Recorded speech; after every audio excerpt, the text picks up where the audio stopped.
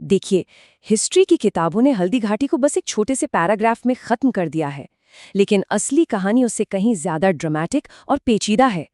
ये सिर्फ एक जंग नहीं, बल्कि एक अनसुलझा केस है, एक क्राइम सीन, जिसकी फाइल आज हम सब मिलकर दोबारा खोलने वाले हैं। तो सबसे बड़ा सवाल, हल्दी घाटी का युद्ध आखिर जीता किसने था? यकीन मानिए, जवाब शायद वो नहीं है जो हम बचपन से सुनते आए हैं। और इससे पहले कि हम इस केस की गहराई में जाएं, एक छोटी सी बात।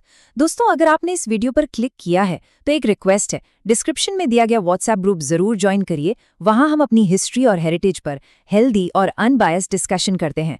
चलिए अब वापस केस पर आते हैं। तो ठीक है, केस फाइल खुल चुकी है, इन्वेस्टिगेशन शुरू करते हैं। हम सबूतों को खंगालेंगे, गवाहों के बयानों को परखेंगे और उस क्राइम सीन का विश्लेषण करेंगे जिसे दुनिया हल्दी घाटी के नाम से जानती है।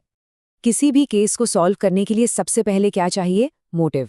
और यहाँ मोटिव था दो बिल्कुल अलग विचारधाराओं का टकराव। एक तरफ थी अकबर की साम्राज्यवादी सोच और दूसरी तरफ महाराणा प्रताप की अपनी आज़ादी बचाने की जिद।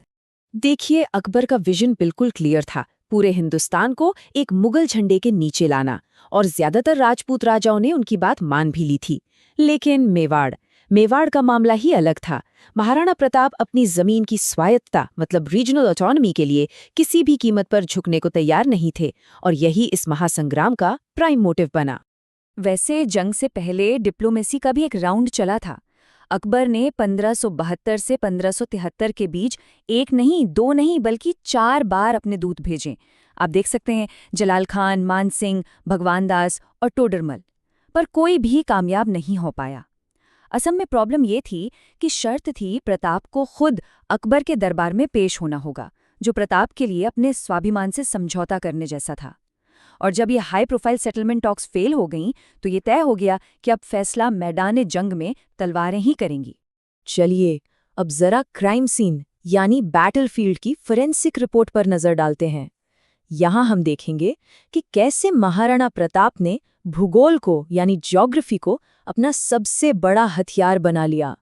ये प्योर स्ट्रेटेजिक जीनियस था बॉस।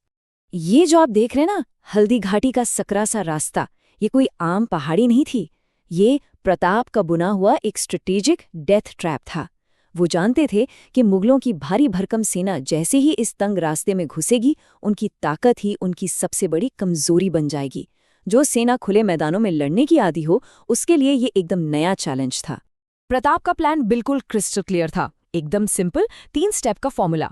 स्टेप 1, मुगलों को इस तंग दर्रे में आने के लिए ललचाओ। स्टेप 2, उनकी बड़ी संख्या को बेकार कर दो। और स्टेप 3, पहाड़ियों में छिपे भील धनुर्धारियों से अचानक तीर बरछा चलाकर हमला कर दो। ये टेक्स्ट बुक गरिल्ला वॉरफेयर था, जिसे परफेक्शन के साथ अंजाम देने का प्लान था। और पता है क्या, प्लान काम कर गया।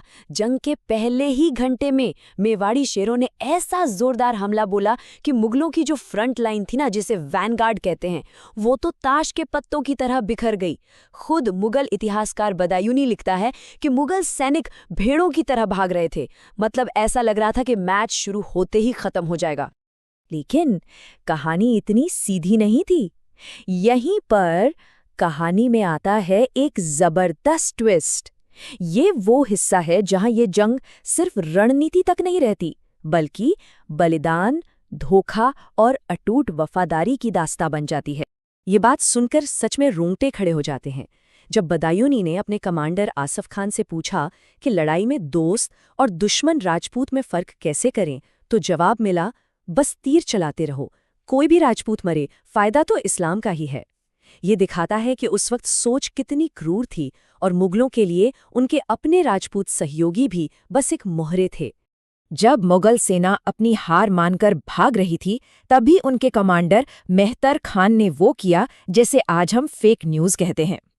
उसने जोर जोर से ढोल बजवा दिए और ये अफवाह फैला दी कि शहंशाह अकबर खुद एक बहुत बड़ी सेना लेकर आ गए हैं।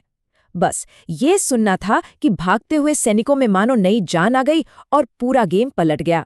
ऑनेस्टली, अगर उस टाइम ट्विटर होता ना, तो #अकबर अराइव्ड पक्का ट्रेंड कर रहा होता। और जब महाराणा प्रताप दुश्मनों से चारों तरफ से घिर गए, तब सामने आए झालामान। उन्होंने जो किया वो इतिहास में अमर हो गया। उन्होंने प्रताप का राजसी मुकुट और छत्र खुद पहन लिया ताकि दुश्मन धोखे में आ जाएं। सारी मुगल सेना उन पर टूट पड़ी और इस बलिदान ने प्रताप को वहां से सुरक्षित निकलने का कीमती वक्त दे दिया। और फिर चेतक की वो कहानी जो हर हिंदुस्तानी के दिल में बसती है। बुरी तरह घायल होने के बाद भी वो वफादार घोड़ा अपने मालिक को बचाने के लिए भागा। रास्ते में एक 22 फुट का बड़ा नाला था जिसे वो एक ही छलांग में पार कर गया, लेकिन नाला पार करते ही उस वीर घोड़े ने दम तोड़ दिया। ये सिर्फ एक जानवर की कहानी नहीं है, ये वफादारी और स्वामी भक्ति की अमर गाथा है। तो युद्ध तो खत्म हो गया, पर असली केस अब शुरू होता है। चलिए इस फाइल को फिर से खोलते हैं और कुछ पॉपुलर मिथ्स को बस्ट करते हैं। Time for some myth busting. तो एक सबसे बड़ा मिथ ये है कि प्रताप 200 किलो से ज्यादा का सामान लेकर लड़ते थे। सुनने में कितना कूल लगता है ना, पर ये सच नहीं है। उदयपुर के म्यूजियम में आज भी उनका असली कवच और हथियार रखे हैं और उनका कुल वजन लगभग 35 किलो है। अरे भाई 35 किलो भी कोई कम नहीं होता, लेकिन 200 किलो वाली बात थोड़ी ज्यादा हो गई, मतलब जैसे बॉलीवुड फिल्मों में फिजिक्स होती है। तो फिर असली विजेता कौन? चलिए कुछ नए सबूतों पर नजर डालते हैं। डॉक्टर चंद्रशेखर शर्मा की रिसर्च के मुताबिक युद्ध के फौरन बाद प्रताप हल्दी घाटी के पास की जमीनों के पट्टे बांट रहे थे। वहां के किसान टैक्स भी उन्हीं को दे रहे थे। अब आप ही सोचिए, कोई हारा हुआ राजा ये सब कैसे कर सकता है? और सबसे बड़ी बात, अगर अकबर जीत ही गया था तो उसे प्रताप के खिलाफ अगले कुछ सालों में 6 और बड़ी बड़ी सेनाएं भेजने की क्या जरूरत पड़ी? कॉमन सेंस की बात है। तो अब आता है इस केस का फाइनल वर्डिक्ट, अंतिम फैसला। और ये फैसला हल्दी घाटी में नहीं, बल्कि 6 साल बाद दिवेर के मैदान में लिखा गया। एक ऐसी लड़ाई जिसे इतिहास ने लगभग भुला ही दिया है। मशहूर इतिहासकार कर्नल जेम्स टॉड ने दिवेर की लड़ाई को मेवाड़ का मैराथन कहा था। ये नाम ही बताता है कि ये कोई छोटी मोटी झड़प नहीं थी, बल्कि एक ऐसी निर्णायक जंग थी जिसने मेवाड़ का भविष्य हमेशा के लिए तय कर दिया। इस लड़ाई का नतीजा सुनिए। प्रताप ने मुगलों को ऐसी करारी शिकस्त दी कि एक ही दिन में मुगलों की 36 चौकियां उजड़ गईं और 36,000 मुगल सैनिकों ने सरेंडर कर दिया। ये सिर्फ एक जीत नहीं थी, ये एक स्टेटमेंट था। ये हल्दी घाटी में बहे खून का असली बदला था और इसने साबित कर दिया कि लंबी रेस का घोड़ा कौन है। तो इस केस फाइल के सारे सबूत अब आपके सामने हैं।